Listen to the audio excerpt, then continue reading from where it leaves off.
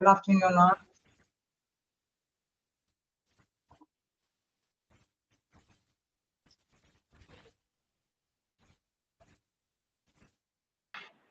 Good afternoon. Good afternoon. Good afternoon. Good afternoon. Good afternoon. Okay, അപ്പോൾ നമ്മുടെ dietary service ആണ് കഴിഞ്ഞ ക്ലാസ്സിൽ ഡിസ്കസ് ചെയ്തതിന്റെ കണ്ടിന്യൂവേഷൻ എടുക്കാം. വായിച്ചു നോക്കിയായിരുന്നോ?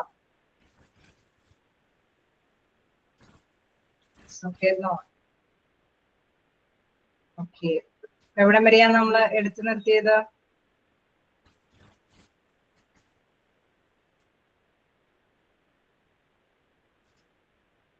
ഫങ്ഷൻസ് ആണ്. ഓക്കെ, നമ്മൾ കുറച്ച് ഫങ്ഷൻസ് പറഞ്ഞു അല്ലേ? ഓക്കെ, ഒരു 8 പോയിന്റ് പറഞ്ഞു. അപ്പോ നിങ്ങൾ കുഴപ്പമില്ലാത്തതാണ് അല്ലെ? നമ്മൾ സിമ്പിൾ ചാപ്റ്റർ എന്നൊക്കെ കഴിഞ്ഞ ക്ലാസ്സിൽ ഡിസ്കസ് ചെയ്തതാണ്. നമുക്ക് ഇനി നെക്സ്റ്റ് പോയിന്റിലേക്ക് പോകാം. പേജ് നമ്പർ എല്ലാവരും പറയുന്നുണ്ട്.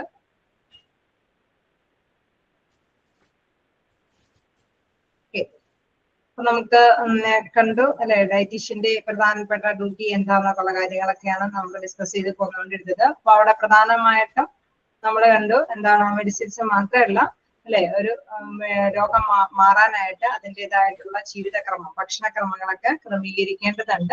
അതുമായി ബന്ധപ്പെട്ട ഫങ്ഷൻസുകളാണ് നമ്മൾ ജസ്റ്റ് കണ്ടുപോയത്. അല്ലെ, നെക്സ്റ്റ് ഒരു ഫങ്ഷൻ എന്ന് പറയുന്നത്, കുറച്ച് ഫങ്ഷൻ കഴിഞ്ഞു അല്ലെ. Everyday function of the dietary department is to prepare meal and snacks for patients who are admitted to the hospital.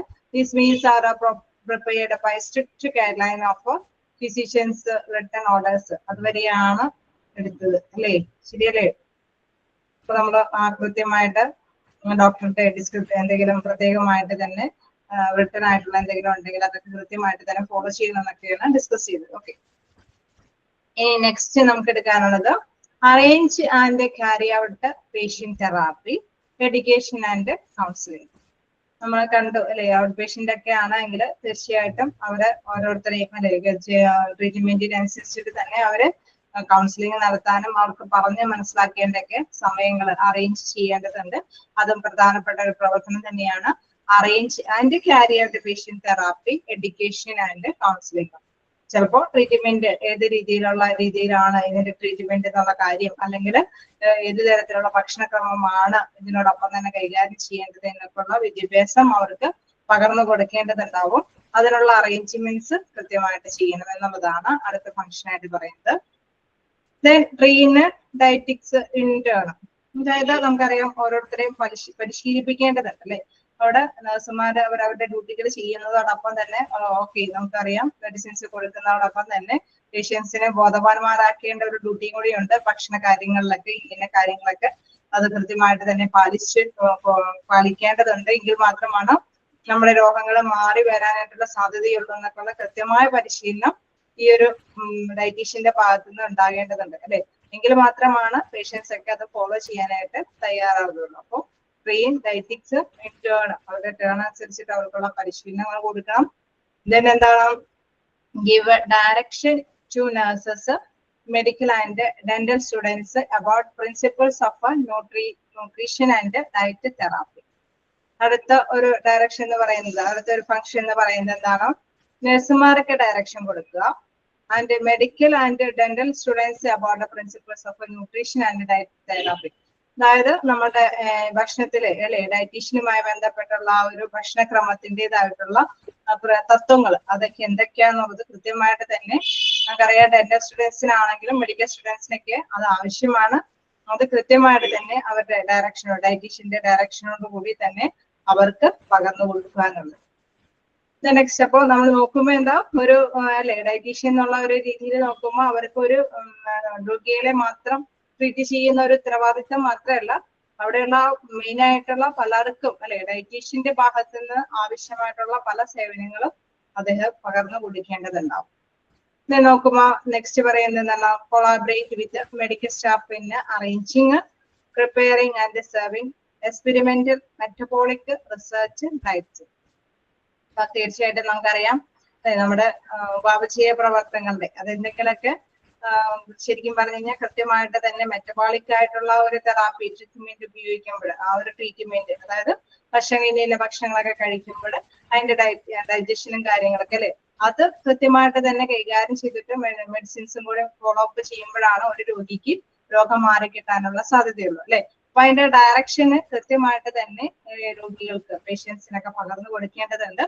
ഈ എന്താ പറയുന്നത്, direction to nurses collaborate with the medical staff in arranging, preparing and serving experimental metabolic research rate അല്ലെ. അവിടെ നമ്മൾ കൃത്യമായിട്ട് തന്നെയുള്ള ഒരു experience അത് അവർക്ക് പകർന്നു കൊടുക്കണം. ഇന്ന രീതിയിലാണ് ആ ഒരു അല്ലെ നമ്മൾ ഉപാപചയ പ്രവർത്തനങ്ങളെല്ലാം ഇന്ന രീതിയിലൂടെയാണ് നടത്തുന്നത് എന്നുള്ള ഗവേഷണ ഘട്ടങ്ങളെല്ലാം അവർക്ക് മനസ്സിലാക്കി കൊടുക്കണം. നഴ്സുമാർക്കാണെങ്കിലും അല്ലെങ്കിൽ സ്റ്റാഫുകാരാണെങ്കിലും അത് കൃത്യമായിട്ട് തന്നെ അവര് അറേഞ്ച് ചെയ്ത് തന്നെ മനസ്സിലാക്കി കൊടുക്കേണ്ടതുണ്ട്. നെക്സ്റ്റ് നോക്കുകയാണെങ്കിൽ എന്താണ്, to keep good nutrition status of all patients, establish standards for arranging menus, preparing serving food and managing meals. അതായത് എല്ലാ രോഗികൾക്കും അല്ലെ നല്ല പോഷകാഹാര സമൃദ്ധമായിട്ടുള്ള ഭക്ഷണങ്ങൾ കിട്ടേണ്ടതുണ്ട്. നമ്മൾ കണ്ടായിരുന്നു അവിടെയുള്ള സ്റ്റാഫുകൾക്ക് വേണം, പേഷ്യൻസിന് വേണം അല്ലെ, മറ്റു വിസിറ്റേഴ്സിനാണെങ്കിലും അല്ലെങ്കിൽ ഏത് തരത്തിലുള്ള വ്യക്തികൾക്കും അല്ലെങ്കിൽ അല്ലെ ഇൻപേഷ്യന്റ് ആണെങ്കിലും അത്തരത്തിലുള്ള വ്യക്തികൾക്ക് വേണം. അപ്പൊ എല്ലാ തരത്തിലുള്ള രോഗികൾക്കും നല്ല പോഷക സമൃദ്ധമായിട്ടുള്ള ഭക്ഷണം അവിടെ ഉണ്ടാവേണ്ടതുണ്ട്. അതുകൊണ്ട് തന്നെ അതിന്റെ മെനുകൾ അല്ലെ അത് നല്ല രീതിയിൽ എന്താണ് പേഷ്യൻസ് എല്ലാവരും സ്വീകാര്യപ്രദമായിട്ടുള്ള രീതിയിൽ മെനു ഉണ്ടാക്കണം. അതനുസരിച്ചിട്ടുള്ള ഫുഡുകൾ അത് സെർവ് ചെയ്ത് കൊടുക്കണം. then എന്താ പറയുന്നത് എല്ലാം അല്ലെ ഭക്ഷണത്തിൻ്റെതായ കാര്യങ്ങൾ നമ്മൾ കണ്ടു അല്ലെ, ഡിസ്ട്രിബ്യൂഷൻ അടക്കം എന്നൊക്കെ പറയുന്നുണ്ട്. അപ്പൊ ഭക്ഷണങ്ങൾ നന്നായിട്ട് വിതരണം ചെയ്യണം. നല്ല രീതിയിൽ തന്നെ മെനു തയ്യാറാക്കിയാൽ മാത്രം പോരാ, അത് എൻഡ് അല്ലെ പേഷ്യൻസിന്റെ കൈകളിൽ എത്തുന്നവരേക്കുള്ള എല്ലാ റോളുകളും ഈ ഒരു ഡിപ്പാർട്ട്മെന്റിന്റെ ഫംഗ്ഷനിൽ പെടുന്നത് തന്നെയാണ്. ഓക്കെയാണോ? ജസ്റ്റ് ഒന്ന് വായിച്ചു നോക്കാം.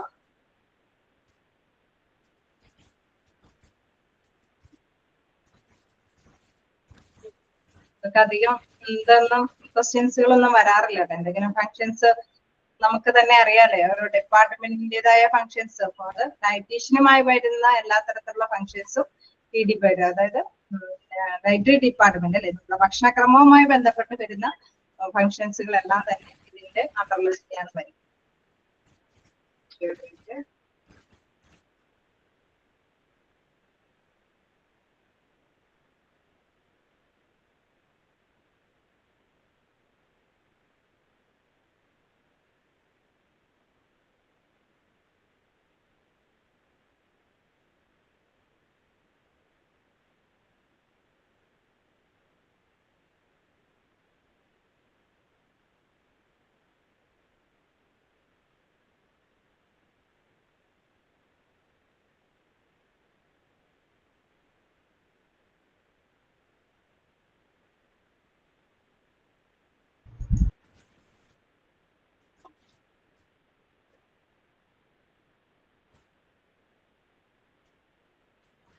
വായിച്ചു നോക്കിയോ?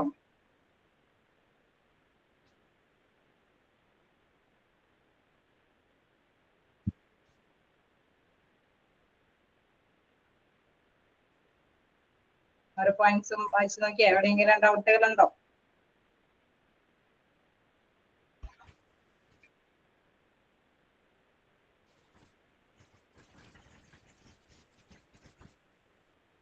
എന്തെങ്കിലും ഡൗട്ടുകളുണ്ടോ?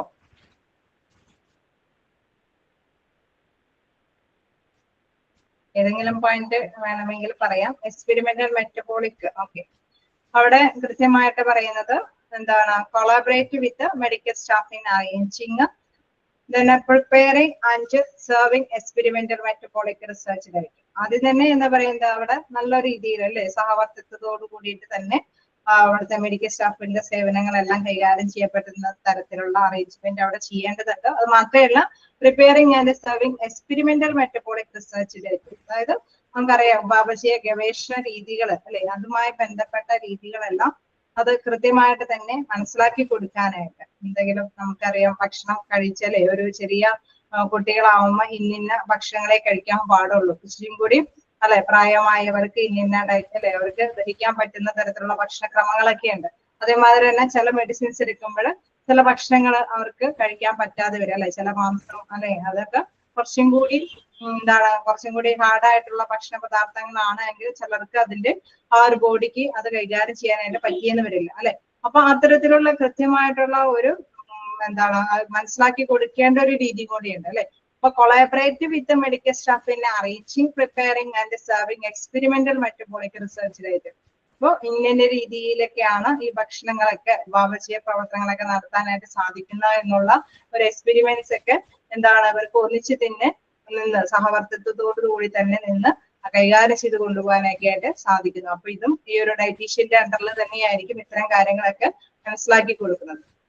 ക്ലിയർ ആയോ? റിസർച്ച് എന്ന് പറയുമ്പോൾ നമുക്കറിയാം ഗവേഷണം അല്ലെ, ഗവേഷണം നടത്തുന്ന ഒരു കാര്യം കൂടിയാണത്.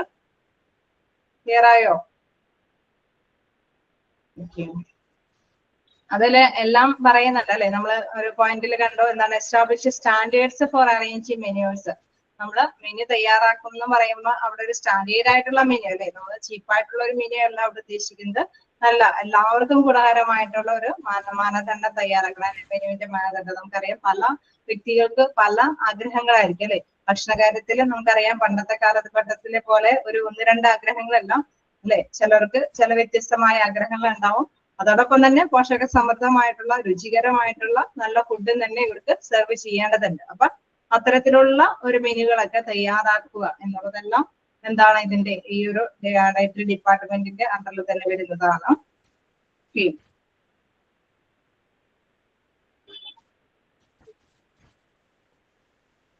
ഏതെങ്കിലും പോയിന്റ്?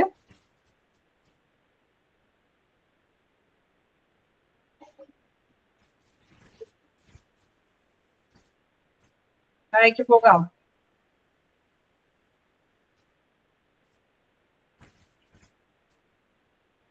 നമുക്ക് ഇതുമായി ബന്ധപ്പെട്ട് വരുമ്പോൾ ചില പ്രോബ്ലംസും വരാനായിട്ടുള്ള സാധ്യതകളുണ്ട് അല്ലെ. നമ്മൾ ഒരു ഡയറ്ററി ഡിപ്പാർട്ട്മെന്റ് എന്ന് പറയുമ്പോൾ തന്നെ നമുക്കറിയാം അവിടെ ചില കശപിശകളൊക്കെ വരാനായിട്ടുള്ള സാധ്യതകളുമുണ്ട് അല്ലെ.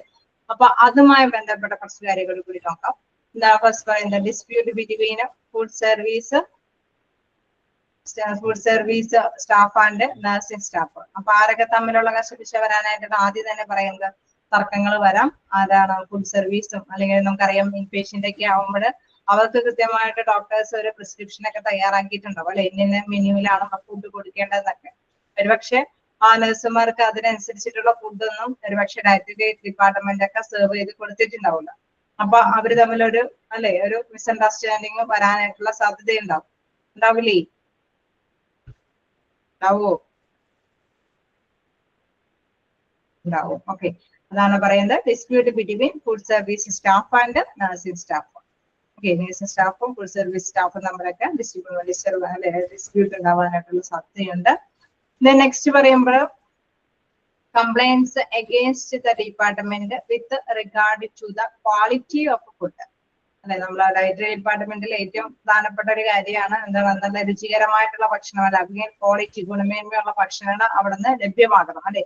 അത് ഇല്ല എങ്കിൽ തീർച്ചയായിട്ടും ആ ഡിപ്പാർട്ട്മെന്റിനെതിരെ കംപ്ലൈൻസുകൾ ധാരാളം ഉണ്ടാവാം. ഒരുപക്ഷെ സ്റ്റാഫുകളുടെ ഇടയിൽ നിന്നാവാം, അല്ലെങ്കിൽ പേഷ്യൻസിന്റെ ഇടയിൽ നിന്നാവാം, അല്ലെങ്കിൽ മറ്റു തരത്തിലുള്ള വ്യക്തികൾ അല്ലെ. അവര് കൊടുക്കുന്ന കോസ്റ്റിനനുസരിച്ചിട്ട് നല്ല ക്വാളിറ്റിയുള്ള ഫുഡ് ലഭ്യമല്ല എങ്കിൽ കംപ്ലൈൻസുകൾ ആ ഡിപ്പാർട്ട്മെന്റിനെതിരായിട്ട് വരാനായിട്ടുള്ള സാധ്യതയുണ്ട്. ഓക്കെ, ക്ലിയർ അല്ലേ? നെക്സ്റ്റ് നോക്കുമ്പോൾ ട്രൈവൽ പറയുന്നത് theft and robbery in department. ഈ DEPT എന്ന് പറയുന്ന ഒരു ഷോർട്ട് ഫോം ആണ് കേട്ടോ. അല്ലേ, അത് ഡിപ്പാർട്ട്മെന്റിന്റെ ഒരു ഷോർട്ട് ഫോം ആണ്.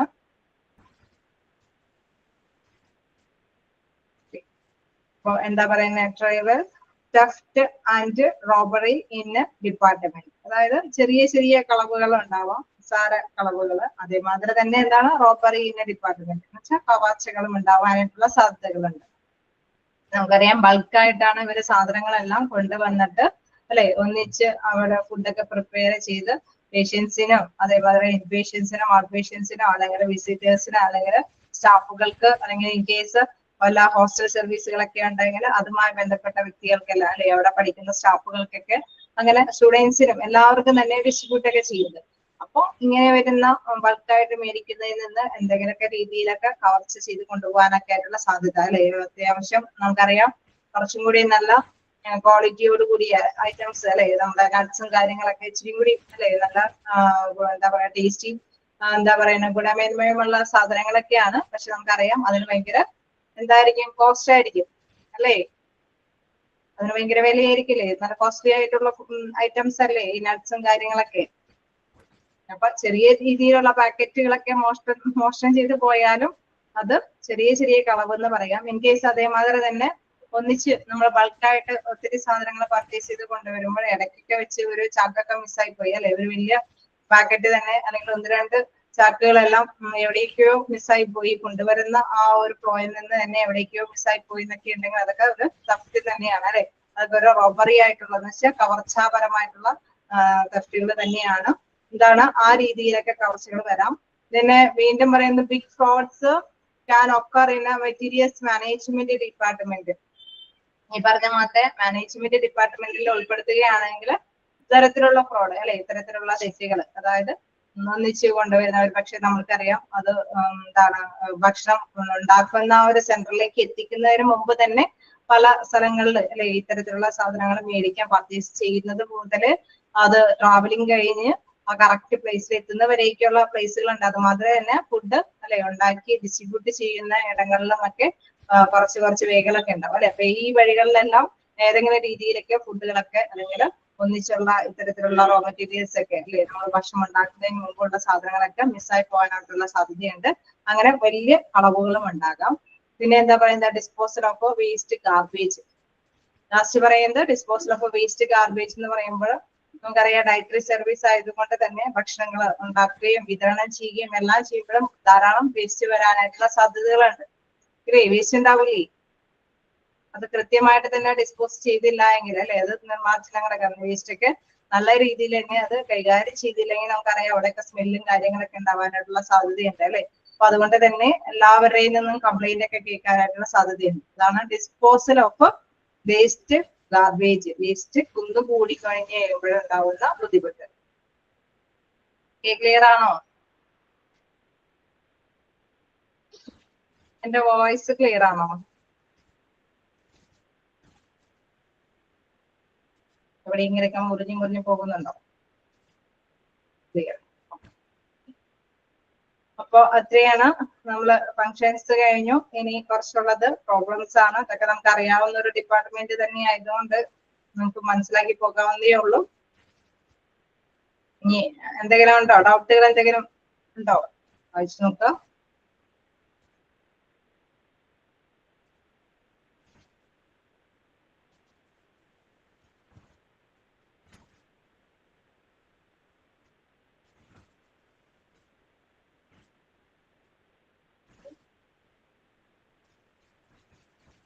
ണോ? അടുത്ത ഒരു ഭാഗത്തേക്ക് പോകട്ടെ. നെക്സ്റ്റ് നോക്കുകയാണെങ്കിൽ policies and procedures that can be applied in A dietary.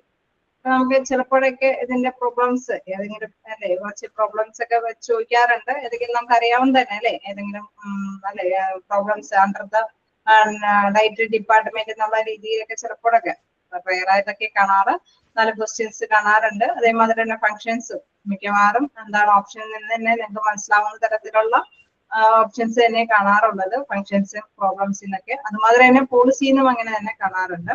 നോക്കാം പോളിസി നോക്കാം. Policies and procedures that can be applied in A dietary നോക്കാം. അത് അതുമായി ബന്ധപ്പെട്ടുള്ള നിയമങ്ങൾ അല്ലെ, നയങ്ങളും നടപടിക്രമങ്ങളുമാണ് ഡയറ്ററി ഡിപ്പാർട്ട്മെന്റിന്റേതായിട്ടുള്ള നയങ്ങളും നടപടിക്രമങ്ങളൊക്കെയാണ് ഇവിടെ താഴെ പറയുന്നത്. അതിൽ ഫസ്റ്റ് വൺ പറയുന്നത് dietitian is liable for the quality and quantity of food items. നമുക്കറിയാം ഡയറ്ററി ഡിപ്പാർട്ട്മെന്റിൽ എപ്പോഴും അല്ലെ പരമപ്രധാനമായിട്ടുള്ള കാര്യം അവിടുത്തെ ഫുഡ് നല്ല ക്വാളിറ്റിയോട് കൂടി അല്ലെ ഗുണമേന്മയുള്ള പോഷക സമൃദ്ധമായിട്ടുള്ള ഫുഡ് ആയിരിക്കണം. ഒപ്പം തന്നെ എന്താണ് അത് അല്ലെ ഇത്തിരി കൂടി ടേസ്റ്റി അല്ലെ. നമ്മൾ ഗുണമേന്മ എടുക്കുമ്പോൾ നമുക്ക് തീർച്ചയായിട്ടും അറിയാം ഭക്ഷണം നന്നായ മാത്രമല്ല അല്ലെ പേഷ്യൻസിന് ഇഷ്ടപ്പെടുന്ന രുചികരമായിട്ടുള്ള ഭക്ഷണ പദാർത്ഥങ്ങളും ആയിരിക്കേണ്ടതുണ്ട്. നമുക്ക് ചിലപ്പോഴൊക്കെ അറിയാം പേഷ്യന്റിനൊക്കെ എന്താ പറയുക ടേസ്റ്റ് അനുസരിച്ചിട്ട് കൊടുക്കാനൊന്നും സാധിക്കില്ല അല്ലെ. അവിടെ പോഷകത്തിന് തന്നെയാണ് പ്രാധാന്യം അല്ലെ. ഏത് തരത്തിലുള്ള ഫുഡാണോ അവർക്ക് നിഷ്കർഷിച്ചിട്ടുള്ളത് അത് തന്നെ അവർക്ക് പ്രൊവൈഡ് ചെയ്യേണ്ടതായിട്ട് വരും. ഫസ്റ്റ് വൺ പറയുന്നത് എന്താണ് ഡയറ്റീഷ്യൻ ഈസ് ലയബിൾ അല്ലെ, അത് ബാധ്യസ്ഥനാണ് for the quality and quantity of food items. നല്ല ഗുണമേന്മയുള്ള ഫുഡ് ആയിരിക്കണം. ഒപ്പം തന്നെ ക്വാണ്ടിറ്റി അളവിന്റെ കാര്യത്തിലും അല്ലെ നമ്മൾ കൊടുക്കുന്ന ക്യാഷിനനുസരിച്ചിട്ടുള്ള റിട്ടേൺ അതിന്റെ അളവില് ക്രമീകരണം ഉണ്ടായിരിക്കണം, അല്ലെങ്കിൽ എന്തായാലും തർക്കങ്ങൾ ഉണ്ടാവാനായിട്ടുള്ള സാധ്യതയുണ്ട് അല്ലെ. അപ്പൊ അതനുസരിച്ചിട്ടുള്ള പോളിസികളായിരിക്കണം അവിടെ ഉണ്ടായിരിക്കേണ്ടത്. നമുക്കറിയാം പേയ്മെന്റിനനുസരിച്ചിട്ട് ഇന്ന ഫുഡില് ഇത്രയും തൂക്കം അവിടെ ഉണ്ടായിരിക്കണം. ഞാൻ എന്താ പറയുന്നത്, power of emergency purchase should be given to the officer in charge. അതായത് അധികാരം കൊടുക്കുക ആർക്കാണ്, ഓഫീസ് ഇൻചാർജിന് അല്ലെ. ഓഫീസ് ഇൻചാർജിന് അവർ അധികാരം കൊടുക്കണം എമർജൻസി പർച്ചേസിന് ആവശ്യമായിട്ടുള്ള കാര്യങ്ങളെല്ലാം ചെയ്യാനായിട്ട് അല്ലെ. പെട്ടെന്നൊരു പർച്ചേസിങ് ചെയ്യാൻ നമുക്കറിയാം ഇന്ന പേഷ്യന്റിനൊക്കെ ഇന്ന ഭക്ഷണങ്ങൾ കൊടുക്കണം എന്ന് നേരത്തെ കുട്ടികളുടെ നിർദ്ദേശം ഉണ്ടെങ്കിൽ തീർച്ചയായിട്ടും അതിനനുസരിച്ചിട്ടുള്ള ഫുഡിൻ്റെതായിട്ടുള്ള സാധനങ്ങൾ അവിടെ ഉണ്ടായിരിക്കണം. വേണ്ടിവരില്ലേ? വേണ്ടിവരുമോ? വേണ്ടിവരും. അപ്പൊ ഇപ്പൊ ഒരു പക്ഷേ നേരത്തെ അവർ കളക്ട് ചെയ്തതിന് ശേഷമായിരിക്കും കുറച്ച് പേഷ്യൻസിനൊക്കെ അഡ്മിഷൻ വന്നേക്കുന്നത്. അപ്പൊ ഇൻ കേസ് നെക്സ്റ്റ് ഡേ തുടങ്ങി അല്ലെങ്കിൽ ആ ടൈമിൽ അഡ്മിറ്റ് ആയ ഡേ തുടങ്ങി അവർക്ക് ഫുഡിന്റെ കാര്യത്തിൽ വേണം ഇന്ന സംഭവങ്ങൾ അല്ലെ. ഡയറ്റീഷ്യൻ ഡിപ്പാർട്ട്മെന്റ് കൊടുത്തിരിക്കുന്ന ആ ഒരു ഫ്ലോയിൽ തന്നെ അവർക്ക് ഫുഡ് കൊടുക്കണം. ഇൻ കേസ് അവിടെ അങ്ങനെ നിലവിലില്ല എങ്കിൽ എമർജൻസി ആയിട്ട് മേടിക്കേണ്ട സാധനങ്ങൾ തീർച്ചയായിട്ടും ഓഫീസ് ഇൻചാർജ് ഉള്ള വ്യക്തികൾക്ക് എമർജൻസി ആയിട്ട് വാങ്ങിക്കാനുള്ള ഒരു അധികാരം പവർ കൊടുക്കേണ്ടതാണ്. നെക്സ്റ്റ് പറയുന്നത് A team consisting of 3-4 member should inspect the food item received അല്ലെ. നമ്മള് തീർച്ചയായിട്ടും നമ്മൾ പറയല്ലേ നല്ല ഭക്ഷണമാണോ, നല്ല ഗുണമേന്മയുള്ള ഭക്ഷണമാണോ എന്നുള്ളതൊക്കെ വെരിഫൈ ചെയ്യണം അല്ലെ. പരിശോധന നമുക്ക് ഉണ്ടാവണം അല്ലെ. അപ്പൊ അത് ലഭിക്കുന്ന ഭക്ഷണങ്ങളെല്ലാം തന്നെ എന്താണ് കൃത്യമായിട്ട് തന്നെ പരിശോധനകൾക്ക് വിധേയമാകേണ്ടതുണ്ട്. അതിന് 3-4 പേഴ്സൺസ് എങ്കിലും അതിനുവേണ്ടി തയ്യാറാകേണ്ടതുണ്ട്. എ ടൈം കൺസിസ്റ്റ് 3-4 അല്ലെ 3-4 പേഴ്സൺസ് അവിടെ ഉണ്ടായിരിക്കണം. Should inspect the food item received. സ്വീകരിക്കുന്ന ഫുഡ് ഐറ്റംസ് എല്ലാം പരിശോധിക്കാൻ വേണ്ടിയിട്ട് 3-4 മെമ്പേഴ്സ് അവിടെ ഉണ്ടായിരിക്കണം. Everything should be correctly maintained and cleaned. നമുക്കറിയാം അവിടെ എല്ലാ കാര്യങ്ങളും അല്ലെ കൃത്യമായിട്ട് തന്നെ പരിപാലിച്ചു പോകുന്നുണ്ട് എന്നുള്ളത് ഉറപ്പുവരുത്തേണ്ടതുണ്ട്. എല്ലാം ക്ലീൻ ആയിട്ട് തന്നെ കൈകാര്യം ചെയ്ത് മെയിൻറ്റെയിൻ ചെയ്ത് എല്ലാ ദിവസവും അല്ലെ, ഒരു ദിവസം മാത്രമല്ല എല്ലാ ദിവസവും everything should be correctly maintained and cleaned. എല്ലാം തന്നെ ക്ലിയർ ആയിട്ട് തന്നെ പോകേണ്ടതുണ്ട്. നെക്സ്റ്റ് എന്താ പറയുന്നത്, proper sanitation and clean lines that includes road and control measure should B noticed. എന്താണ് റോഡ് ആൻഡ് കൺട്രോൾ എന്ന് പറയുന്നത്? നമുക്കറിയാം ഭക്ഷണ സാധനങ്ങൾ, അതെ യെസ് കൺട്രോൾ മൗസ്. ഓക്കെ, അപ്പൊ എന്താണ് റോഡ് ആൻഡ് കൺട്രോൾ എന്ന് പറയുന്നത്? നമ്മുടെ എലിശല്യൊക്കെ ഉണ്ടാവാനായിട്ടുള്ള സാധ്യതകളുണ്ട് അല്ലെ. അപ്പൊ കാരണം ഭക്ഷണ സാധനങ്ങൾ ഏറ്റവും തേടിപ്പിടിച്ച് വരുന്ന വ്യക്തികൾ എന്ന് പറയുന്നത് എലികളൊക്കെയാണ്. അപ്പൊ അതിനെ കൺട്രോൾ ചെയ്യേണ്ട മെഷർമെന്റ് ഒക്കെ ചിലപ്പോഴൊക്കെ എടുക്കേണ്ടതായിട്ടുണ്ടാവും. അതൊക്കെ കൃത്യമായിട്ട് തന്നെ എടുക്കണം. അല്ലെങ്കിൽ നമുക്കറിയാം ഭക്ഷണം അല്ലെ പാചകം ചെയ്തു കഴിഞ്ഞാലും അതിൻ്റെതായിട്ടുള്ള ആഫ്റ്റർ എഫക്ട്സുകൾ അനുഭവിക്കേണ്ടതായിട്ട് വരും അല്ലെ. അപ്പൊ പ്രോപ്പർ സാനിറ്റേഷൻ ശുചിത്വമായ കാര്യങ്ങളൊക്കെ കൃത്യമായിട്ട് തന്നെ ക്ലീൻ ലൈൻസ് ഒക്കെ ഉറപ്പുവരുത്തണം. ദാറ്റ് ഇൻക്ലൂഡ്സ് അതിൽ പ്രധാനപ്പെട്ട അല്ലെ അതിലും ഉൾക്കൊള്ളുന്ന ഒരു കാര്യമാണ് rodent control measure should be noticed. എലിശല്യം ഉണ്ടോ എന്നുള്ളതൊക്കെ ശ്രദ്ധയിൽപ്പെടുത്തി വേണ്ട നടപടികൾ എടുക്കുക എന്നുള്ളതൊക്കെ. നെക്സ്റ്റ് എന്താ പറയുന്നത്, supervisory staff should be ready in the patients kitchen throughout all working hours and the work schedule should be arranged properly. ചിലപ്പോഴൊക്കെ ക്വസ്റ്റ്യൻസ് കാണാറുണ്ട്, ഏത് സ്റ്റാഫാണ് പേഷ്യന്റിന്റെ കിച്ചൺ അല്ലെ എല്ലായ്പ്പോഴും throughout all working hours, അവിടെ വർക്കിംഗ് അവേഴ്സ് ഉള്ള ടൈമിലൊക്കെ ഒരു സൂപ്പർവൈസറി സ്റ്റാഫ് അവിടെ ഇടയ്ക്കിടയ്ക്കൊക്കെ പരിശോധനകൾക്ക് വിധേയമാക്കാനായിട്ട് വരേണ്ടതുണ്ട് അല്ലെ. അതാണ് പറയുന്നത് supervisory staff should be ready in the patient kitchen throughout all working hours and work schedule should be arranged properly. അത് മാത്രമല്ല വർക്ക് ഷെഡ്യൂൾ അല്ലെ ആരൊക്കെയാണ് പാചകം ചെയ്യേണ്ടത്, അവരെ അസിസ്റ്റ് ചെയ്യേണ്ടവർ ആരൊക്കെയാണ്, ഡിസ്ട്രിബ്യൂട്ടേഴ്സ് ആരൊക്കെയാണ് എന്നുള്ളതൊക്കെ റൊട്ടേറ്റ് ചെയ്ത് വരുന്ന ഡ്യൂട്ടികളെല്ലാം അറേഞ്ച് ചെയ്യേണ്ടതും ഈ സൂപ്പർവൈസറി സ്റ്റാഫ് തന്നെയാണ്. നെക്സ്റ്റ് നോക്കാം, the ward should be visited by a dietician every day. വാർഡുകളൊക്കെ ആണെങ്കിൽ ഡയറ്റീഷ്യൻ എല്ലാ ദിവസവും തന്നെ പരിശോധന അല്ലെ വിസിറ്റ് ചെയ്ത് പോകണം, സന്ദർശിച്ച് പോകേണ്ടതാണ്. ആര് സന്ദർശിക്കണം എന്നാ പറയണത്?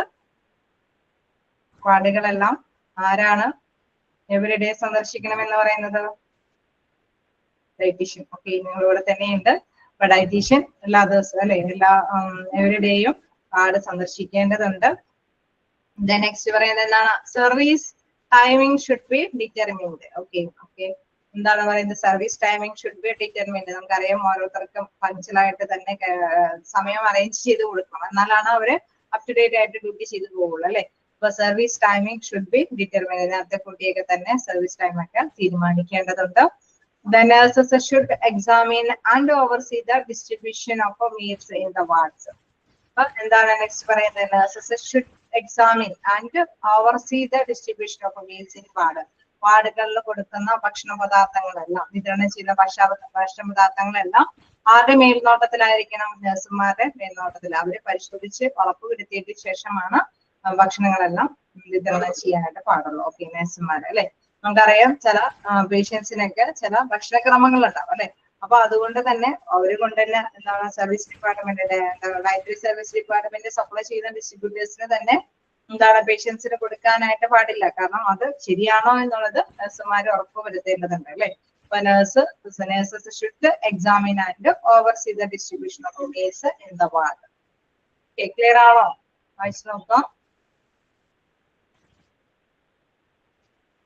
അവിടെ 2-3 പോയിന്റ്സുകൾ ജസ്റ്റ് നോട്ട് ചെയ്തേരെ. എല്ലാവരും കൂടെ ഒന്നും കാണാറില്ല എങ്കിലും 1-2 ഇവിടെ ഉണ്ടല്ലേ. നഴ്സുമാര് വാർഡില് പേഷ്യൻസിനെ ഡിസ്ട്രിബ്യൂട്ട് ചെയ്യുന്നതിന് മുമ്പ് എക്സാമിൻ ചെയ്യുന്ന വ്യക്തി നഴ്സാണ്. നെക്സ്റ്റ് എന്താണ് പറയുന്നത്? എവരിഡേ നമ്മളെ വാർഡുകൾ സന്ദർശിക്കേണ്ട അല്ലെ വ്യക്തിയാണ് ആരെന്ന് പറയുന്നത്? നമ്മുടെ ഡയറ്റീഷ്യൻ അല്ലെ. ഡയറ്റീഷ്യന്മാരാണ് എവരിഡേ വാർഡ് സന്ദർശിക്കേണ്ടവര്. അതേമാതിരി തന്നെ സൂപ്പർവൈസറി സ്റ്റാഫ് അല്ലെ. സൂപ്പർവൈസറി സ്റ്റാഫ് കിച്ചണിൽ എന്താണ് എവറി ടൈം എന്ന് വരെ എന്താ പറയുന്നത്? Should be ready in the patients kitchen throughout all working hours അല്ലെ. എല്ലാ വർക്കിംഗ് അവേഴ്സിലും അവര് സൂപ്പർവൈസ് ചെയ്യുന്നുണ്ടോ ഉറപ്പ് വരുത്തുന്നത്. നമുക്കറിയാം എപ്പോഴും അവിടെ തന്നെ ഇരിക്കാൻ അവർ റൗണ്ട് അടിച്ച് വരുന്നോണ്ടിരിക്കും അല്ലെ. അപ്പൊ അത് അറേഞ്ച് ചെയ്യാതെ മാത്രമല്ല എന്താണ് schedule should be arranged properly. Working schedule അല്ലെ. വർക്കിംഗ് അവേഴ്സ് ഓരോരുത്തർക്കൊക്കെ ഷെഡ്യൂൾ ചെയ്ത് കൊടുക്കേണ്ടതും ആര് തന്നെയാണ്? സൂപ്പർവൈസറി സ്റ്റാഫ് തന്നെയാണ്. ജസ്റ്റ് നോക്കാം.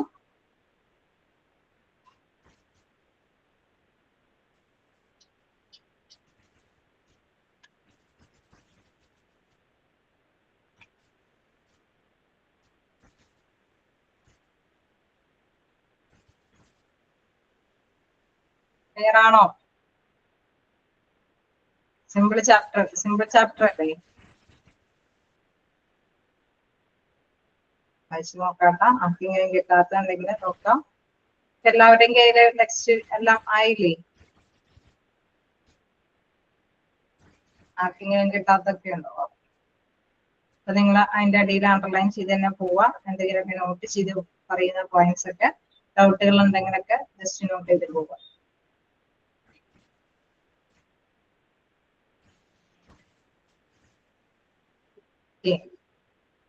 വായിച്ചു നോക്കിയോ? ഡയറ്ററി ഡിപ്പാർട്ട്മെന്റിലെ ഏതെങ്കിലും ഭാഗത്ത് ഡൗട്ടുകൾ ഉണ്ടോ? ഡയറ്ററി സർവീസുമായി ബന്ധപ്പെട്ട ചെറിയ ചാപ്റ്റർ ആണ്, കുഴപ്പമില്ലാത്തതാണ്.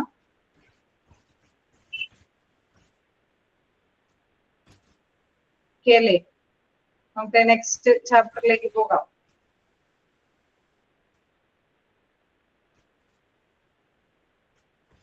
വായിച്ചു നോക്കാൻ സമയം വേണോ? ആർക്കെങ്കിലും വായിച്ചു നോക്കാൻ സമയം വേണോ? എന്തെങ്കിലും ഡൗട്ടുകൾ ചോദിക്കാനുണ്ടോ?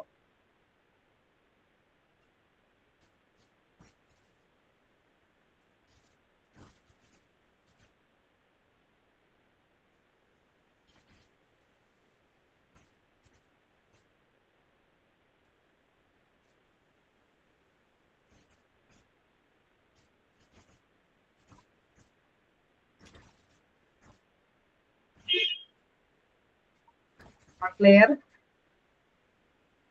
ഓക്കെ, നമുക്ക് നെക്സ്റ്റ് ചാപ്റ്ററിലേക്ക് പോവാം.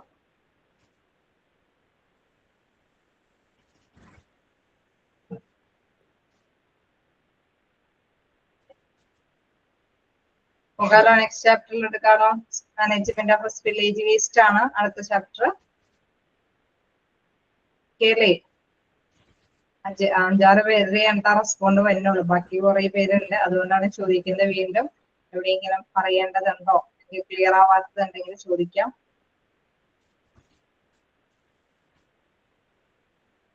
ക്ലിയർ ആവും.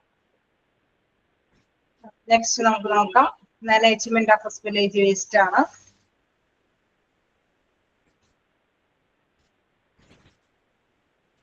മാനേജ്മെന്റ് ഓഫ് വില്ലേജ് വേസ്റ്റ് അവിടെ എടുക്കാം.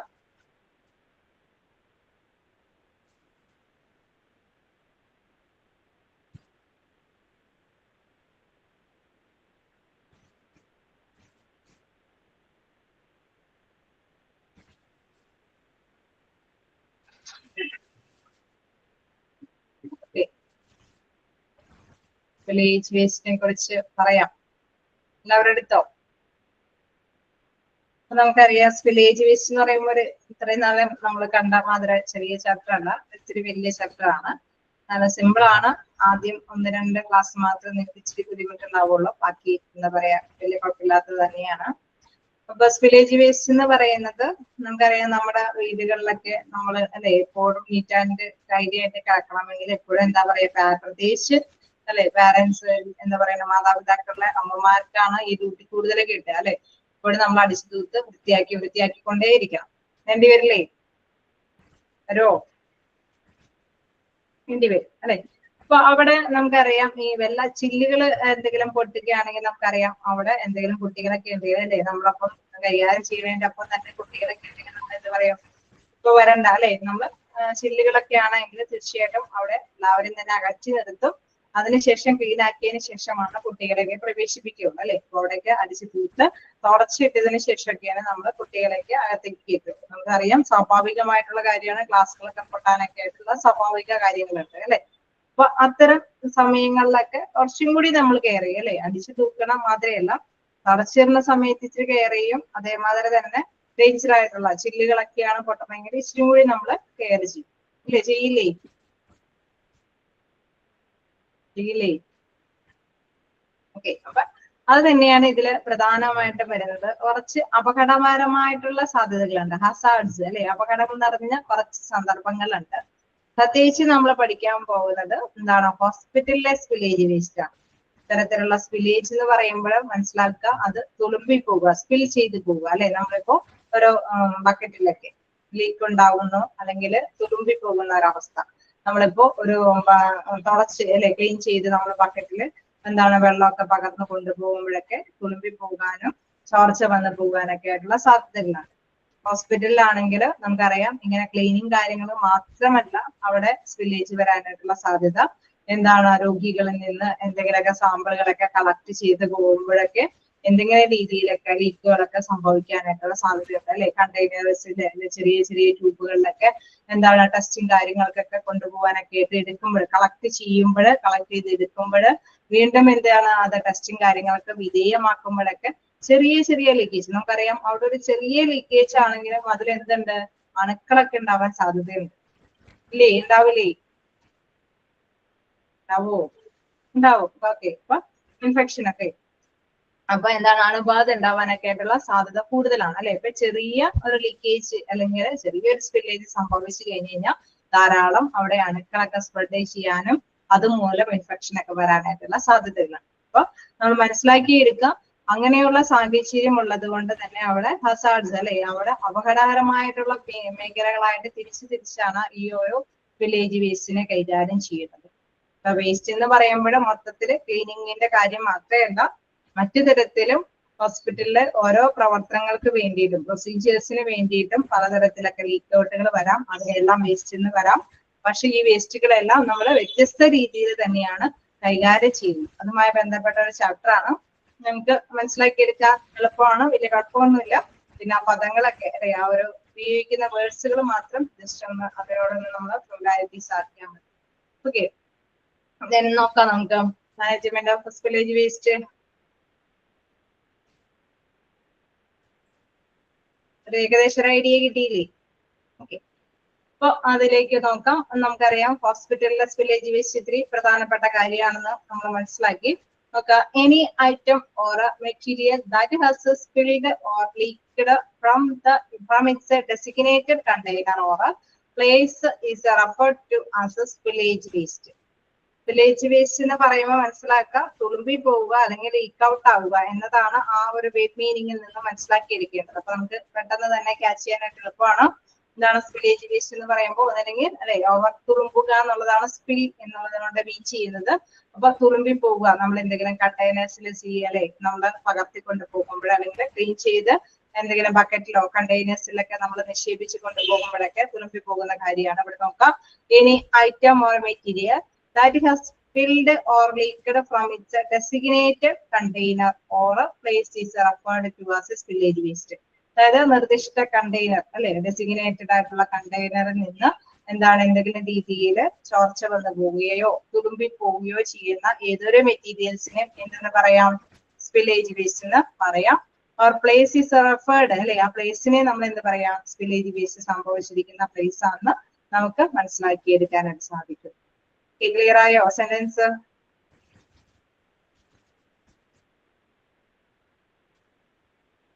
ആണോ? ഓക്കെ. അപ്പൊ സ്പില്ലേജ് വേസ്റ്റ് എന്താന്നുള്ളത് മീൻ ചെയ്താൽ തന്നെ നിങ്ങൾക്ക് ക്ലാസ്സിലേക്ക് ബാക്കി കാര്യങ്ങളൊക്കെ ഓക്കെ ആവും. അതുകൊണ്ടാണ് ഞാൻ അത് വീണ്ടും വീണ്ടും പറയുന്നത്. Any item or material that spilled or leaked from its designated container or a place is referred to as a spillage waste. അപ്പോൾ designated ആയിട്ടുള്ള നിർദ്ദിഷ്ട കണ്ടെയ്നറുകളിൽ നിന്ന് ഏതെങ്കിലും മെറ്റീരിയൽസുകൾ ഐറ്റംസുകളൊക്കെ ലീക്കേജ് സംഭവിക്കുകയോ ചോർച്ച സംഭവിക്കുകയോ തുളുമ്പി പോവുകയോ ചെയ്യുകയാണെങ്കിൽ ആ പ്ലേസിനെ നമ്മൾ റെഫർ ചെയ്യുന്നതാണ് സ്പില്ലേജ് വേസ്റ്റ് എന്ന് പറയുന്നത്. ആ പ്ലേസിനെയും തുളുമ്പി പോകുന്ന ആ പ്ലേസ് എന്താവും? അപ്പോ വേസ്റ്റ് കൊണ്ട് നിറഞ്ഞു നിൽക്കുന്ന ഒരു സ്ഥലമായിട്ട് മാറും അല്ലെ. അപ്പൊ അതുകൊണ്ടാണ് അതിനെ സ്പില്ലേജ് വേസ്റ്റ് എന്ന് പറയുന്നത്. Okay, hospitals, laboratories, industrial facilities, and homes are just a few places where this kind of garbage can be found. നമുക്കറിയാം ഇത്തരത്തിലുള്ള മാലിന്യ കൂമ്പാരം കാണുന്ന പ്ലേസുകളാണ്. നമുക്കറിയാം വീടുകളിലൊക്കെ ആണെങ്കിൽ ഇഷ്ടംപോലെ വേസ്റ്റുകളൊക്കെ ഉണ്ട് അല്ലെ. അത് തുമ്പി പോകുന്ന ഇങ്ങനെ തന്നെ നമ്മൾ നന്നായിട്ട് അടിച്ച് തൂത്തങ്ങൾ വൃത്തിയാക്കിക്കൊണ്ട് ഇങ്ങനെ പോകുന്ന ടൈമിലായിരിക്കും ചിലപ്പോൾ ഒരു പക്ഷേ കുട്ടികൾ വന്നുകൊണ്ട് ഒരൊക്കെ അല്ലെ കൂടി വന്നുകൊണ്ട് ഉള്ളതും കൂടി തെറിപ്പിച്ച് കളയുന്നത്. അപ്പൊ വീണ്ടും അവിടെ എന്തായി? നമ്മൾ ചെയ്തതിനേക്കാൾ കൂടുതൽ പണി അവിടെ കിടപ്പുണ്ടാവും.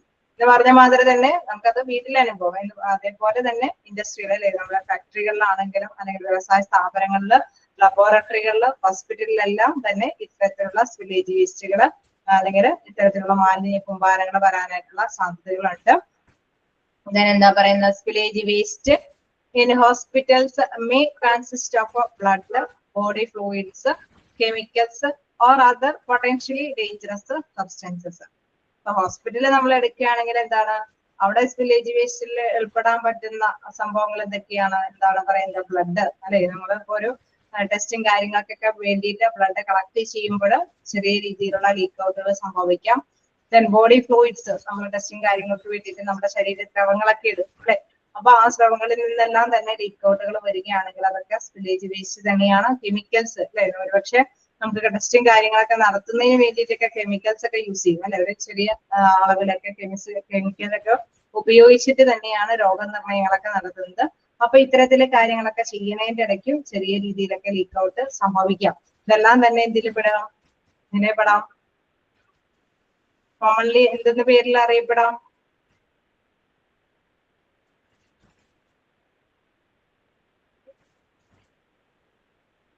Spillage waste. ഓക്കെ. ഞാൻ പറഞ്ഞത് മാറിപ്പോയോ എന്നായിപ്പോയി. ഓക്കെ, നിങ്ങളെ ശ്രദ്ധിക്കുന്നവരുണ്ട്. ക്യാച്ച് ചെയ്യാനായിട്ട് അല്ലെ നമ്മൾ പറഞ്ഞു പോയതിൽ ഒന്ന് മനസ്സിലാക്കി പോകാനേ ഉള്ളൂ. എന്താണ് ചെറിയ രീതിയിലൊക്കെ ബ്ലഡിന്റെ അല്ലെങ്കിൽ ലീക്ക് ഔട്ടുകൾ വരുമ്പോൾ അല്ലെങ്കിൽ ബോഡി ഫ്ലൂയിഡ്സിന്റെ ലീക്ക് ഔട്ടുകൾ, കെമിക്കൽസിന്റെ ലീക്ക് ഔട്ടുകളൊക്കെ സംഭവിക്കുമ്പോൾ അതൊക്കെ സ്പില്ലേജ് വേസ്റ്റ് ആണ്. Or other potentially dangerous substance എന്ന് പറയുന്നത് അത് മാതിരി തന്നെ പലതരത്തിലും അല്ലെ നമുക്ക് ഡേഞ്ചറസ് ആയിട്ടുള്ള അപകടകരമായിട്ടുള്ള വേസ്റ്റുകൾ വരാനായിട്ടുള്ള, അതായത് പലതരത്തിലുള്ള വേസ്റ്റിൽ നമ്മൾ കെമിക്കൽസ് അല്ലാതെ മെർക്കുറി, റേഡിയേറ്റീവ് മെറ്റീരിയൽസ് അങ്ങനെയുള്ള സംഭവങ്ങളൊക്കെ ഇത് കൂടാതെയുണ്ട്. അതാണ് പറയുന്നത് other potentially dangerous substances. Okay, ഇതിനെ കുറിച്ചിട്ടൊക്കെ നമുക്ക് പഠിക്കാനുണ്ട് ഡീറ്റെയിൽ ആയിട്ട് തന്നെ. ബ്ലഡിനെ കുറിച്ചിട്ടും ബോഡി ഫ്ലൂയിഡ്സിനെ കുറിച്ചും കെമിക്കൽസിനെ കുറിച്ചും അതർ പൊട്ടൻഷ്യലി തന്നെ കെമിക്കൽസ് അല്ലെ നമ്മുടെ മെർക്കുറി അല്ലെങ്കിൽ റേഡിയേറ്റീവ് മെറ്റീരിയൽസ്, ലബോറട്ടറി അങ്ങനെയൊക്കെ കുറെ പഠിക്കാനുണ്ട്. നാളേക്ക് അതിനെ കുറിച്ചിട്ടൊക്കെ നിങ്ങൾ ഡീപ്പായിട്ട് പഠിക്കുന്നുണ്ട് കേട്ടോ. ഓരോന്നും ബ്ലഡ് ആൻഡ് ബോഡി ഫ്ലൂയിഡ്സിനെ കുറിച്ച് പഠിക്കുന്നു, മെർക്കുറി സ്പില്ലേജ് വേസ്റ്റിനെ കുറിച്ച് പഠിക്കുന്നു. ഓക്കെ, വലിയ പ്രശ്നമൊന്നുമില്ല. സ്റ്റാർട്ടിങ് മാത്രം ഒന്ന് ജസ്റ്റ് നോക്കിയിരുന്നോ. ഓക്കെ, ഇനി നെക്സ്റ്റ് നമുക്ക് നോക്കാനുള്ളത് അടുത്ത പാരഗ്രാഫിലേക്ക് നോക്കാം. Genuine management of leakage waste. Okay, first paragraph clear ആണോ? അല്ലേ? ഇനി നെക്സ്റ്റ് നോക്കാം. Genuine management of leakage waste is important to protect the health and protection of people and environment. Okay, നല്ല രീതിയിൽ തന്നെ അല്ലേ നമ്മള്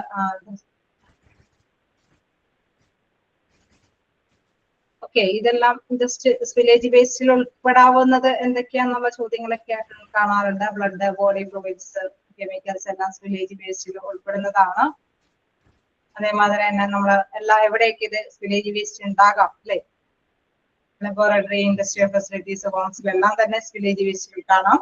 അപ്പൊ എന്താണ് സ്പില്ലേജ് വേസ്റ്റിന്റെ എന്നുള്ള മീനിങ് നിങ്ങൾക്ക് അറിയാവുന്നത് കൊണ്ട് തന്നെ നിങ്ങൾക്ക് ആൻസേഴ്സും ഓക്കെയാണ് അല്ലെ? ക്ലിയർ അല്ലേ?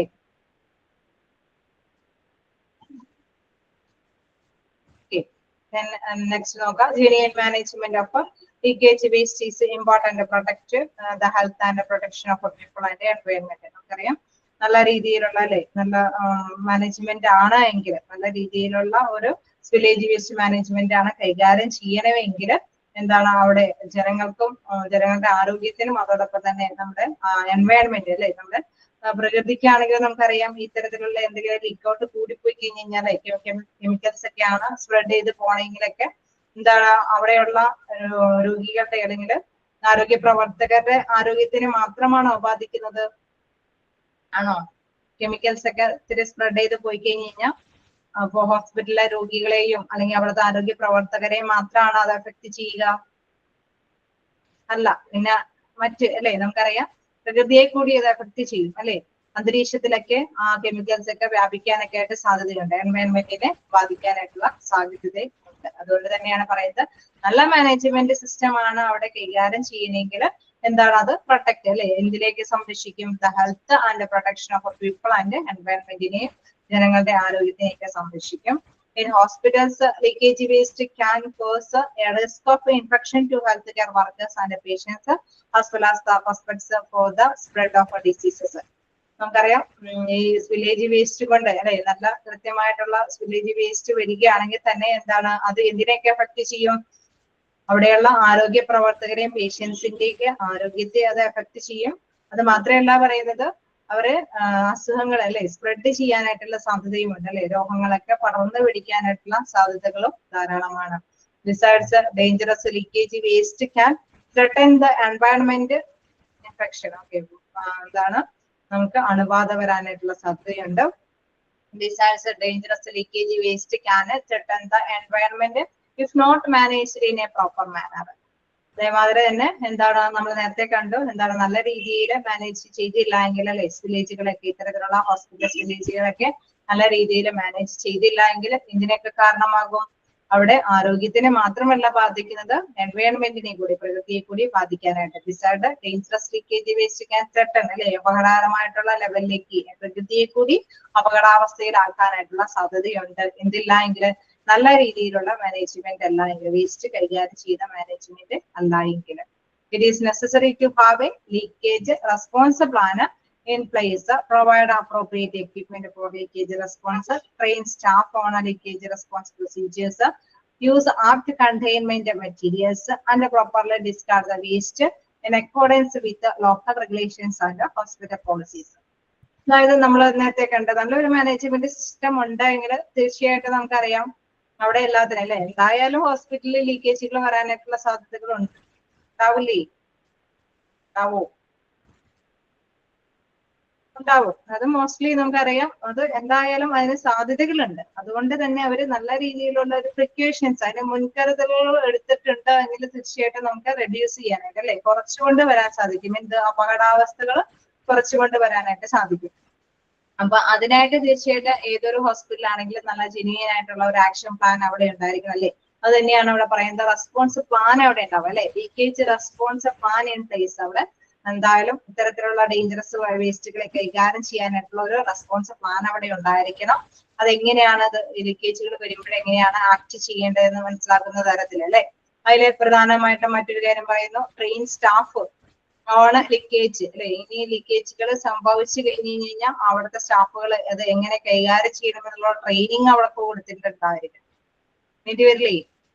ഇൻ കേസ് എന്തോ അല്ലെ അവർ ചെയ്തുകൊണ്ടിരിക്കുന്ന അവരുടെ ഡ്യൂട്ടിയിൽ ഓൺ ദ വേയില് എന്തോ സംഭവിച്ചു പോയി കഴിഞ്ഞു കഴിഞ്ഞാൽ അവരത് പരിഹരിക്കാനുള്ള നടപടികൾ എടുക്കണം അല്ലെ. ആ പ്രോപ്പർ ആയിട്ടുള്ള ആക്ട് അവരുടെ ഭാഗത്തു നിന്ന് ഉണ്ടാവണം അല്ലെ. അപ്പൊ അതിനാവശ്യമായിട്ടുള്ള ട്രെയിനിങ് അവിടെയുള്ള സ്റ്റാഫുകൾക്ക് കൊടുത്തിരിക്കണം. ദെൻ പറയണോ response procedure, use apt containment materials. അതേമാതിരി തന്നെ ഏത് മെറ്റീരിയൽ ഉപയോഗിച്ചിട്ട് ഈ ഒരു സ്പില്ലേജിനെ നമുക്ക് നിർവീര്യമാക്കാനായിട്ട് പറ്റുന്ന മെറ്റീരിയൽസ് അവിടെ ഉപയോഗിക്കാൻ അല്ലെ. ആപ്റ്റ് എന്ന് പറഞ്ഞാൽ അതിനും മതിയായിട്ടുള്ള മെറ്റീരിയൽസ് ഉപയോഗിക്കാനുള്ള ട്രെയിനിങ് കാര്യങ്ങൾ അല്ലെങ്കിൽ നടപടിക്രമങ്ങളെ കുറിച്ചിട്ടുള്ള ഒരു മുൻധാരണ അവർക്ക് ഉണ്ടായിരിക്കണം. and properly discard the waste in accordance with the local regulations and hospital policies.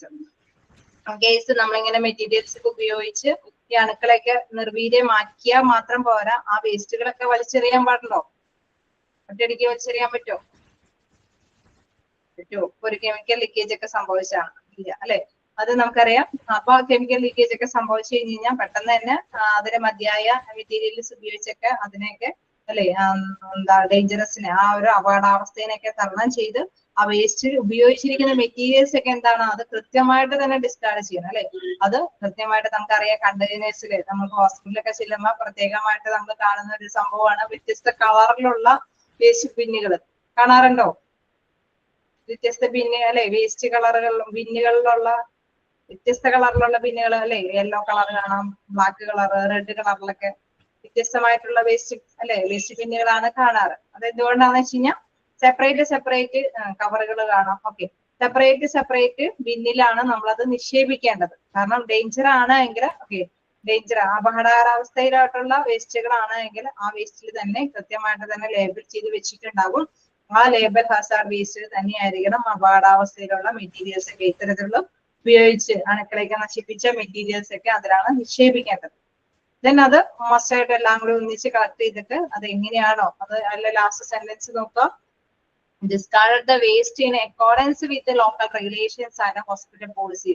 ഹോസ്പിറ്റലിന്റെ നിയമങ്ങൾക്കും അതേമാതിരി തന്നെ അവിടെയുള്ള നമുക്കറിയാം എന്താ പറയണ കെമിക്കൽ എന്തൊക്കെയാണ് ലീക്കേജ് ഒക്കെ ആണെങ്കിലും ഒറ്റയടിക്ക് എല്ലാം കൂടി ഹോസ്പിറ്റലിന്റെ ഒരു പരിസരത്തേക്ക് അല്ലെ നശിപ്പിച്ച് കത്തിച്ച് കളയാനൊന്നും പറ്റില്ല. അവിടെ കൃത്യമായിട്ട് അവിടുത്തെ പഞ്ചായത്തിന്റെ ഒക്കെ പെർമിഷനൊക്കെ വേണം. ഇങ്ങനത്തെയൊക്കെയുള്ള കെമിക്കൽസ് ആണ് അത് നിർവീര്യമാക്കാനായിട്ട്. ഒരുപക്ഷെ എന്താണ് നമ്മുടെ പഞ്ചായത്തിന്റെ ഏത് ആ ഹോസ്പിറ്റലിൽ സ്ഥിതി ചെയ്യുന്ന മുനിസിപ്പാലിറ്റിയോ പഞ്ചായത്തിന്റെയോ ഒക്കെ ലോക്കലായിട്ടുള്ള നിയമങ്ങൾക്കൊക്കെ വിധേയമായിട്ട് മാത്രമേ അതൊക്കെ നിർമ്മാർജ്ജനം ചെയ്യാനായിട്ട് സാധിക്കുകയുള്ളൂ. ക്ലിയർ ആണോ? ഞാൻ അവിടെ പറയുന്നത് ഇതെല്ലാം ഇത്തരത്തിലുള്ള വേസ്റ്റുകളെല്ലാം എന്താണ് റെഗുലേഷൻസ് ഒക്കെ പാലിച്ചുകൊണ്ട് തന്നെ നിയമങ്ങൾക്കൊക്കെ അടിസ്ഥാനപ്പെടുത്തിക്കൊണ്ട് തന്നെ അതിന്റെയൊക്കെ അനുസൃതമായിട്ട് തന്നെ അത് കൈകാര്യം ചെയ്യണം. ഓക്കെ, ജസ്റ്റ് വായിച്ചു നോക്കാം ആ ഒരു പാരഗ്രാഫ്.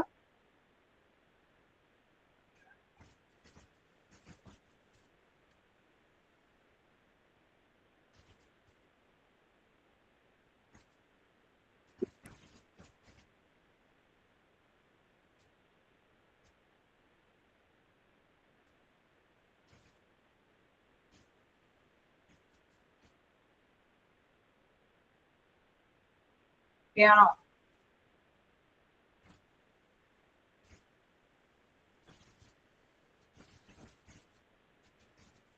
ഒന്ന് രണ്ട് പോയിന്റ്സ് അവിടെ എടുത്ത് പറയുന്നുണ്ട്. അത് ജസ്റ്റ് ഒന്ന് നോട്ട് ചെയ്യാം. അവിടെ റെസ്പോൺസ് പ്ലാൻ വേണം. പിന്നെന്താ പറയുന്നത് appropriate equipment for leakage response അല്ലെ? അത് മതിയായ എക്യുപ്മെന്റ് വേണം ഇത്തരത്തിലുള്ള കാര്യങ്ങൾ അല്ലെ വേസ്റ്റുകൾ കൈകാര്യം ചെയ്യാനായിട്ട്. നമുക്കറിയാം ഇപ്പോഴും എല്ലായിടത്തും ചൂലും അല്ല ഡെസ്പാനും മാത്രം പോരാ അല്ലെ? അതിനനുസൃതമായിട്ടുള്ള മൂവ് ഫെസിലിറ്റീസ് ഒക്കെ ഇപ്പൊ ഇച്ചിരി കൂടി നമുക്കറിയാം ഇന്നോവേറ്റീവ് ആയിട്ടുള്ള കാലഘട്ടം ആയതുകൊണ്ട് തന്നെ ഇച്ചിരിയും കൂടി അല്ലെ ഇച്ചിരിയും കൂടി നല്ല പ്രത്യേക എന്താ പറയാ മാനുവൽ ആയിട്ടുള്ള ഇതല്ലാതെ തന്നെ അല്ലെ കൈകൊണ്ട് തന്നെ കൈകാര്യം ചെയ്യുന്ന ഒരു രീതിക്ക് പകരം മെഷീന്റെ ഹെൽപ്പോട് കൂടിയിട്ടൊക്കെ കൈകാര്യം ചെയ്യുന്ന ഒരു കാലഘട്ടമാണ് അല്ലെ? അപ്പൊ അത്തരത്തിലുള്ള മെറ്റീരിയൽസ് ഒക്കെ അവിടെ അവൈലബിൾ ആക്കേണ്ടതുണ്ട്. ദെൻ അതേമാതിരി തന്നെ യൂസ് ആപ്റ്റ് കണ്ടെയ്ൻമെന്റ് മെറ്റീരിയൽസ്, അതായത് ആ ഇതുകളെല്ലാം തന്നെ വലിച്ചെടുക്കാം അബ്സോർബ് ചെയ്യാൻ പറ്റുന്ന തരത്തിലുള്ള മെറ്റീരിയൽസ് അല്ലെ? അവിടെ വേസ്റ്റ് ആയിട്ട് തുളുമ്പിപ്പോവുകയോ അല്ലെങ്കിൽ ലീക്ക് ചെയ്ത് പോയോ വേസ്റ്റുകളൊക്കെ വലിച്ചെടുക്കാൻ പറ്റുന്ന മെറ്റീരിയൽസ് ഒക്കെ അവിടെ ഉണ്ടായിരിക്കണം. അതിന് പ്രോപ്പർലി ഡിസ്കാർഡഡ്, അത് നമ്മൾ ആ വേസ്റ്റുകളെല്ലാം വെറുതെ ഡസ്റ്റ്ബിനിൽ അല്ലെ അത് ബിന്നിൽ വലിച്ചെറിഞ്ഞാൽ പോരാ, കൃത്യമായിട്ട് തന്നെ ലേബൽ ചെയ്തിരിക്കുന്ന ഇതിൽ തന്നെ നിക്ഷേപിക്കേണ്ടതുണ്ട്. അത് മാത്രമല്ല അവിടെ ഏതൊക്കെ നിയമങ്ങൾക്ക് അനുസൃതമായിട്ട് തന്നെയാണ് ഇത് നിർമ്മാർജ്ജനം ചെയ്യേണ്ടത് ആ രീതിയൊക്കെ ഫോളോ അപ്പ് നടത്തേണ്ടതുണ്ട്. Waste in accordance with local regulations and hospital policies. Okay, clear അല്ലേ? പ്രാദേശിക ചട്ടങ്ങളും ഹോസ്പിറ്റലിന്റെ നയങ്ങൾക്കും അടിസ്ഥാനത്തിൽ തന്നെ അത് കൈകാര്യം ചെയ്യേണ്ടതുണ്ട്.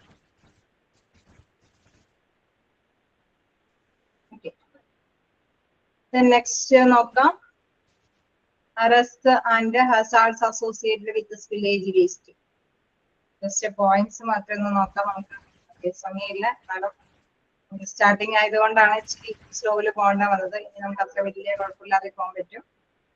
എന്താ പറയുന്നത്, ഇത്തരത്തിലുള്ള അപകടങ്ങൾ അല്ലെ, risk and hazards associated with villages, village വേസ്റ്റുമായിട്ട് ബന്ധപ്പെടുന്ന എന്താണ് അപകടാവസ്ഥകൾ കാര്യങ്ങളൊക്കെ എന്തൊക്കെയാണെന്ന് നോക്കാം.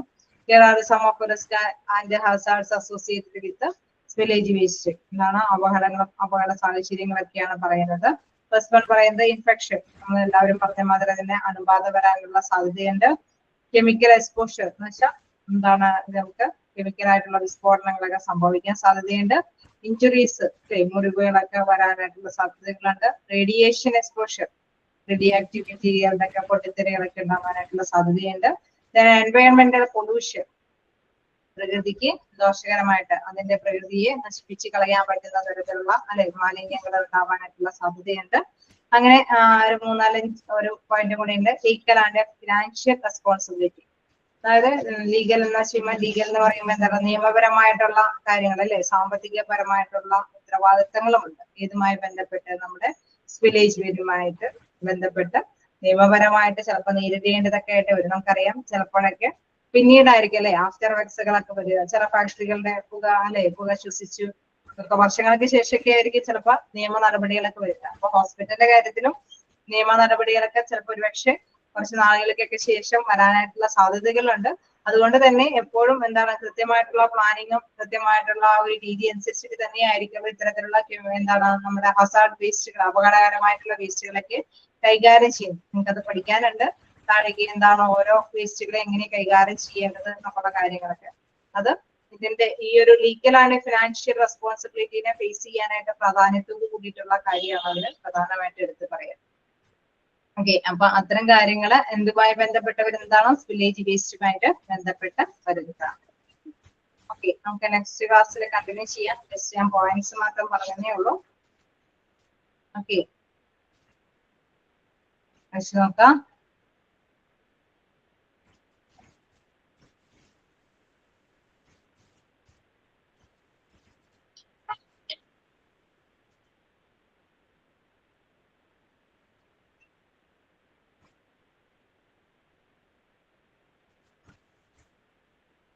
ക്ലിയർ ആണോ?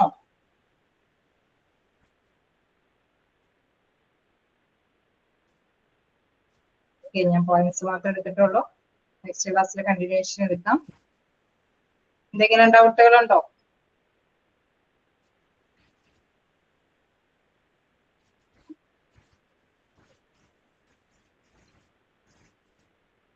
ഓക്കെ, ഇപ്പൊ നിങ്ങൾ ജസ്റ്റ് വായിച്ചിട്ട് വരിക. ഓക്കെ, നെക്സ്റ്റ് ക്ലാസ്സിൽ കണ്ടിന്യൂ ചെയ്യാം. Okay, thank you. Thank you, ma'am. Thank you, ma'am.